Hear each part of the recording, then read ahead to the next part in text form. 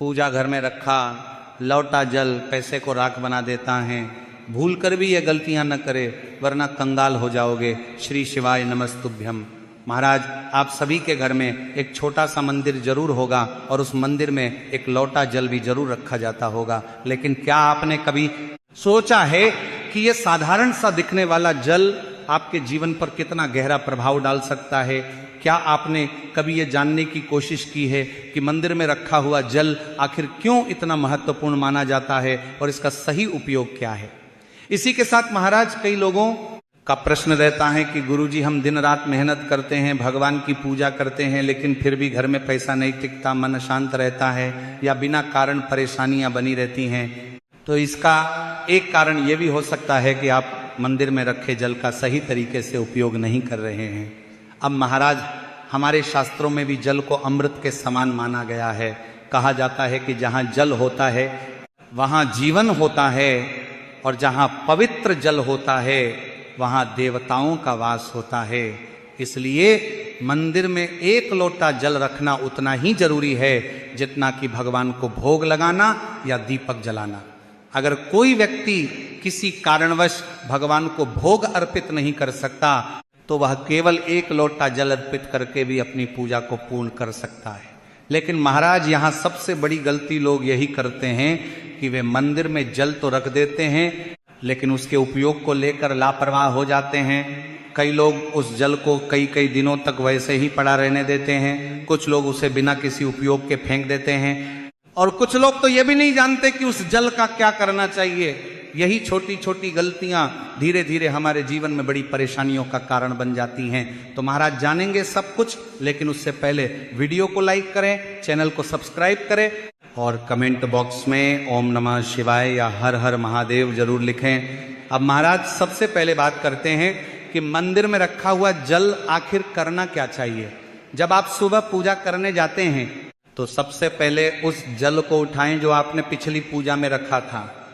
उस जल को कभी भी व्यर्थ नहीं जाने देना चाहिए, क्योंकि वह अब साधारण जल नहीं है, वह प्रसाद के समान है। आप उस जल का छिड़काव पूरे घर में कर सकते हैं। इससे घर का वातावरण शुद्ध होता है और नकारात्मक ऊर्जा दूर हो जाती है। इसी के साथ अगर आपके घर में बार बार झगड़े होते हैं, मन अशांत रहता है या किसी प्रकार की मानसिक परेशानी बनी रहती है, तो इस जल का थोड़ा थोड़ा सेवन भी किया जा सकता है। परिवार के सभी सदस्य अगर इस जल को श्रद्धा से ग्रहण करें तो धीरे धीरे घर का माहौल बदलने लगता है, लोगों के विचार सकारात्मक होने लगते हैं और आपसी प्रेम बढ़ने लगता है। इसके अलावा आप इस जल का उपयोग अपने व्यापार या कार्यस्थल पर भी कर सकते हैं। अगर आप दुकान चलाते हैं या कोई ऑफिस है तो वहां इस जल का थोड़ा सा छिड़काव करें। ऐसा करने से वहां की नकारात्मक ऊर्जा समाप्त होती है और कार्य में सफलता मिलने लगती है। अब एक और महत्वपूर्ण बात जो बहुत कम लोग जानते हैं, एक कार्य वह ये है कि इस जल को आप पौधों में भी डाल सकते हैं। इससे पौधों की वृद्धि अच्छी होती है और घर का वातावरण और भी अधिक सकारात्मक बनता है। लेकिन ध्यान रखें, इस जल को कभी भी गंदे स्थान पर या नाली में नहीं फेंकना चाहिए, क्योंकि यह जल बहुत अधिक पवित्र होता है। कुछ लोग ये भी पूछते हैं कि क्या इस जल को पीना सही है या नहीं, तो इसका उत्तर है कि हाँ, अगर आपके घर में सात्विक भोजन बनता है और आप नियमित रूप से पूजा करते हैं तो इस जल को थोड़ी मात्रा में प्रसाद के रूप में लिया जा सकता है। लेकिन अगर घर में मांसाहार या लहसुन प्याज का अधिक उपयोग होता है तो इस जल का सेवन करने से बचना चाहिए और इसे केवल छिड़काव या पौधों में डालने के लिए उपयोग करना चाहिए। अब महाराज एक और सवाल जो अक्सर लोगों के मन में आता है और वो यह है कि मंदिर में जल किस धातु के लोटे में रखना चाहिए। क्या तांबे का लोटा सही है या पीतल का या फिर स्टील का भी लिया जा सकता है? तो महाराज ये भी बहुत महत्वपूर्ण बात है, क्योंकि हर धातु का अपना एक अलग प्रभाव होता है। शास्त्रों के अनुसार तांबे और पीतल का लोटा सबसे उत्तम माना जाता है। तांबा एक ऐसी धातु है जो जल को शुद्ध करने की क्षमता रखता है और उसमें सकारात्मक ऊर्जा को बनाए रखता है। इसी तरह पीतल भी बहुत शुभ माना जाता है और यह भगवान को अर्पित करने के लिए उपयुक्त होता है। इसलिए अगर संभव हो तो मंदिर में हमेशा तांबे या पीतल के लोटे का ही उपयोग करें।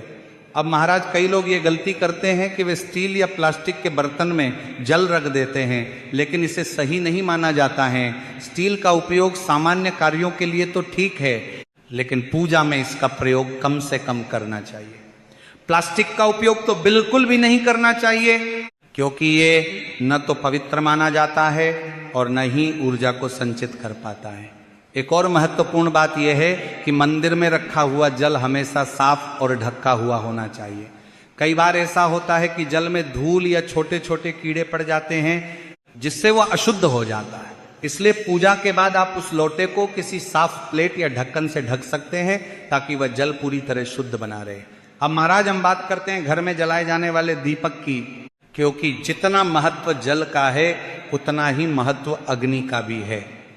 क्योंकि बहुत से लोग रोजाना दीपक जलाते तो हैं, लेकिन ये नहीं जानते कि कौन सा दीपक उनके लिए सही है।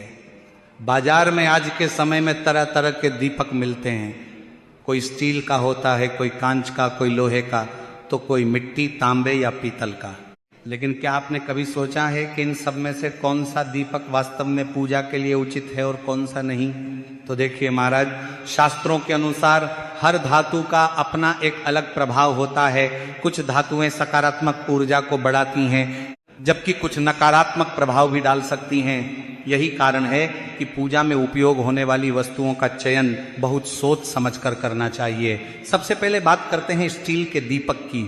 आजकल अधिकतर घरों में स्टील के बर्तन आसानी से उपलब्ध होते हैं, इसलिए लोग सुविधा के कारण स्टील का दीपक भी इस्तेमाल करने लगते हैं। लेकिन पूजा में स्टील का दीपक जलाना उचित नहीं माना जाता।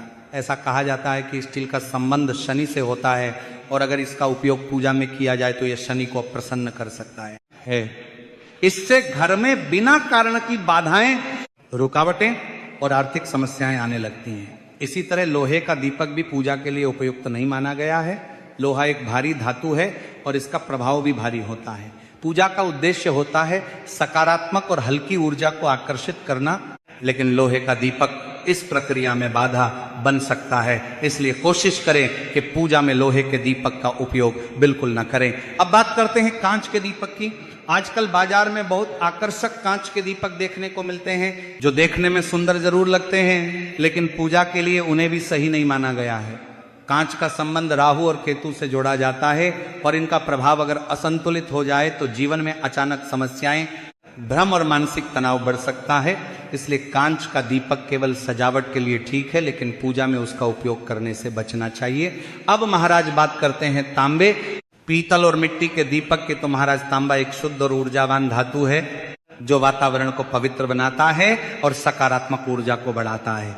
पीतल भी बहुत शुभ माना जाता है और इसे देवी देवताओं को अर्पित करने के लिए उत्तम धातु माना गया है। साथ ही मिट्टी का दीपक सबसे सरल और पवित्र माना जाता है। इसमें एक विशेष प्रकार की सात्विकता होती है, जो सीधे प्रकृति से जुड़ी होती है। खासकर त्योहारों या विशेष अवसरों पर मिट्टी का दीपक जलाना अत्यंत शुभ माना जाता है। इससे घर में शुद्धता और सकारात्मकता बढ़ती है। अब बात करते हैं दीपक में जलाने वाले तेल या घी की। हिंदू धर्म में देसी घी का दीपक सबसे श्रेष्ठ माना गया है। घी का दीपक जलाने से वातावरण में एक अलग प्रकार की शुद्धता और दिव्यता आती है। कहा जाता है कि घी का दीपक जहां जलता है वहां की सकारात्मक ऊर्जा कई घंटों तक बनी रहती है। इसी के साथ सरसों के तेल का दीपक भी बहुत प्रभावशाली माना जाता है। खासकर अगर आप घर के बाहर या मुख्य द्वार पर दीपक जला रहे हैं, यह नकारात्मक ऊर्जा को दूर करने में मदद करता है और बुरी नजर से भी बचाता है। तिल के तेल का दीपक भी शनि और पितृदोष को शांत करने के लिए उपयोग किया जाता है। अब महाराज दीपक की बाती यानी बत्ती की बात करें तो यह भी उतनी ही महत्वपूर्ण है जितना कि दीपक और उसमें डाला गया तेल या घी।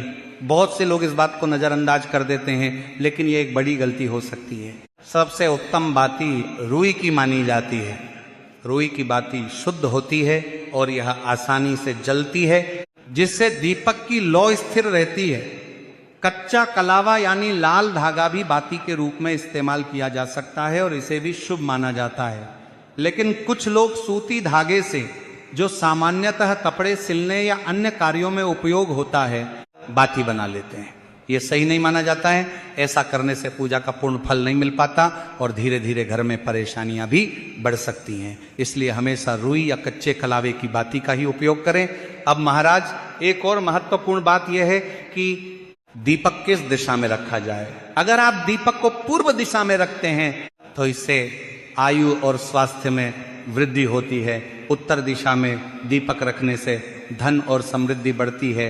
इसलिए दीपक जलाते समय उसकी दिशा का भी ध्यान रखना चाहिए। अब महाराज हम बात करते हैं मुख्य द्वार पर जल छिड़कने की सही विधि और समय के बारे में। तो महाराज सबसे पहले ये समझिए कि मुख्य द्वार केवल एक दरवाजा नहीं होता, बल्कि यह आपके घर का प्रवेश द्वार है, जहां से हर प्रकार की ऊर्जा, चाहे वह सकारात्मक हो या नकारात्मक, अंदर आती है। इसलिए इस स्थान को शुद्ध और ऊर्जावान बनाए रखना बहुत जरूरी होता है।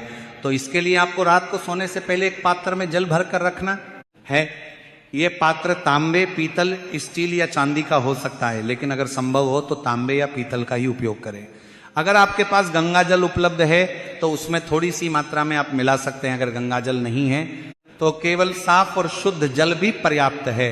अब महाराज इस जल को भरने के बाद आप इसे अपनी रसोई में पूरी रात रखा रहने दें। रसोई को घर का सबसे पवित्र स्थान माना जाता है, इसीलिए वहां रखा हुआ जल और भी अधिक सकारात्मक ऊर्जा को ग्रहण करता है। अब महाराज सुबह जब आप उठें तो सबसे पहले इस जल का उपयोग करें। बहुत से लोग ये सोचते हैं कि पहले स्नान करना जरूरी है, लेकिन ऐसा नहीं है। आप बिना स्नान किए भी इस जल का छिड़काव कर सकते हैं। सबसे पहले उठकर अपने हाथों को देखें, भगवान का स्मरण करें और फिर सीधे रसोई में जाकर वह जल उठाएं। अब मुख्य द्वार के पास जाएं, दरवाजा खोलें और उस जल का छिड़काव करें। छिड़काव करते समय अपने मन में माता लक्ष्मी का ध्यान करें और उनसे प्रार्थना करें कि वे आपके घर में प्रवेश करें और सुख समृद्धि प्रदान करें। साथ ही अपने पितरों का भी स्मरण करें, क्योंकि ऐसा माना जाता है कि घर की दहलीज पर पितरों का वास होता है। अब महाराज एक महत्वपूर्ण बात यह है कि ये जल आपको सूर्योदय से पहले ही छिड़क देना चाहिए। यह समय सबसे अधिक पवित्र और प्रभावशाली माना जाता है। अगर किसी कारणवश आप सूर्योदय से पहले नहीं कर पाते तो भी आप इसे कर सकते हैं, लेकिन प्रयास यही करें कि यह कार्य सुबह जल्दी ही पूरा हो जाए। अब महाराज कई लोग ये पूछते हैं कि क्या जल छिड़कने से पहले झाड़ू लगानी चाहिए या बाद में। इसका उत्तर है कि सबसे पहले जल का छिड़काव करना चाहिए और उसके बाद ही झाड़ू लगानी चाहिए, क्योंकि ये जल घर की नकारात्मक ऊर्जा को बाहर करता है और उसके बाद झाड़ू लगाने से वह ऊर्जा पूरी तरह समाप्त हो जाती है। अगर आप पहले झाड़ू लगाएंगे और बाद में जल छिड़केंगे तो इसका प्रभाव उतना नहीं रहेगा। इसलिए इस क्रम का पालन करना बहुत जरूरी है। अब बात करते हैं कि जल छिड़कने के बाद क्या मुख्य द्वार की सफाई की जा सकती है। तो हाँ, बिल्कुल कर सकते हैं। पहले आप रसोई में रखा हुआ जल छिड़क दें और उसके बाद अगर आप सामान्य पानी से सफाई करना चाहें तो कर सकते हैं। इससे कोई समस्या नहीं होती, बल्कि इससे द्वार और भी अधिक स्वच्छ और पवित्र बनता है। अब महाराज एक और सवाल जो अक्सर सामने आता है वो ये है कि अगर कोई व्यक्ति फ्लैट या किराए के घर में रहता है तो वो ये उपाय कहाँ करे। इसका उत्तर बहुत सरल है। आप जहां रहते हैं वही आपका मुख्य द्वार है। चाहे वह एक कमरे का दरवाजा हो या फ्लैट का एंट्रेंस, उसी को मुख्य द्वार मानकर यह उपाय करें। यानी कि जिस दरवाजे पर आपकी नेम प्लेट लगी हो या जहां से आप घर में प्रवेश करते हैं, आपकी वही आपके लिए मुख्य द्वार है। वहां जल छिड़कना और दीपक जलाना दोनों ही शुभ होते हैं। अब महाराज एक मुख्य बात जो अक्सर माताओं बहनों का रहता है कि क्या पीरियड्स के दौरान महिलाएं मुख्य द्वार पर जल छिड़क सकती हैं या दीपक जला सकती हैं। तो महाराज देखिए, जल छिड़कना एक सामान्य शुद्धिकरण प्रक्रिया है, इसलिए इसमें कोई बाधा नहीं मानी जाती है। महिलाएं इस समय भी जल का छिड़काव कर सकती हैं, लेकिन दीपक जलाना और पूजा करना एक धार्मिक अनुष्ठान माना जाता है, जिसके लिए शारीरिक और मानसिक शुद्धता को महत्व दिया जाता है। इसलिए इस समय दीपक जलाने से बचना चाहिए और पीरियड समाप्त होने के बाद ही नियमित पूजा शुरू करनी चाहिए। अब महाराज एक और महत्वपूर्ण बात यह है कि जल छिड़कते समय दिशा का ध्यान रखना चाहिए। आपको जल को अंदर की ओर छिड़कना चाहिए, यानी दरवाजे के बाहर खड़े होकर जल को घर के अंदर की दिशा में छिड़कना चाहिए। अब महाराज हम बात करते हैं घंटी के बारे में।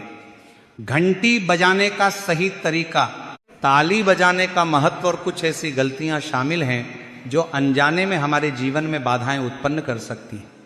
महाराज, जब भी हम किसी मंदिर में जाते हैं या अपने घर के मंदिर में पूजा करते हैं तो सबसे पहले जो कार्य करते हैं वह है घंटी बजाना। लेकिन क्या आपने कभी सोचा है कि घंटी बजाने का असली उद्देश्य क्या है?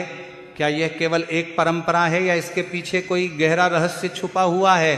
तो महाराज, ऐसा कहा जाता है कि जैसे ही घंटी का नाद होता है वैसे ही हमारे मन के विकार शांत होने लगते हैं और ध्यान भगवान की ओर केंद्रित हो जाता है। इसी कारण से मंदिर में प्रवेश करते समय घंटी बजाना शुभ माना जाता है। लेकिन यहाँ एक बात का ध्यान रखना बहुत जरूरी है कि घंटी को हमेशा प्रेम और श्रद्धा के साथ बजाना चाहिए। कई लोग जोर जोर से या बार बार घंटी बजाते हैं, जो कि सही नहीं है। इससे मन में अशांति पैदा हो सकती है और पूजा का प्रभाव भी कम हो जाता है। एक और महत्वपूर्ण बात यह है कि मंदिर के पट बंद होने के बाद कभी भी घंटी नहीं बजानी चाहिए, क्योंकि उस समय देवी देवता विश्राम करते हैं। अगर उस समय घंटी बजाई जाती है तो इसे अशुभ माना जाता है। इसलिए हमेशा समय का ध्यान रखें और सही समय पर ही घंटी का नाद करें। घंटी बजाने का सबसे शुभ समय सुबह ब्रह्म मुहूर्त से लेकर लगभग 11 बजे तक माना गया है। इसके अलावा शाम के समय भी जब पूजा या आरती होती है तब घंटी बजाना शुभ होता है। लेकिन रात को देर से या आधी रात के बाद घंटी बजाने से बचना चाहिए। अब महाराज बात करते हैं ताली बजाने की।